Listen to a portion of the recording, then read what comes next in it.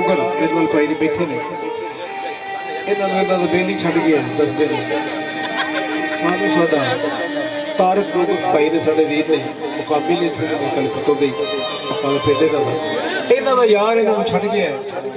अल्लाह ताला ये वक्त किसी ते भी ना लैके आवे बेली छड़ जान बंदे मर मुर जाते हैं तो अल्लाह ताला तंदुरुस्ती दे सब नूं पहला सैर सिमरा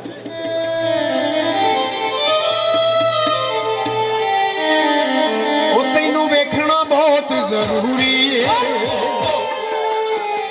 है साडी भी मजबूरी है ओ चक चट्ठे दे रक्षे ने चक चट्ठे दे रक्षे ने जिन्ने तू गुनाह कीते ओ अल्लाह वास्ते बख्शे ने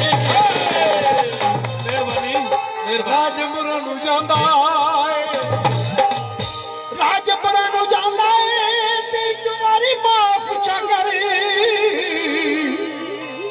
बंदा भुल भी ते जांदा है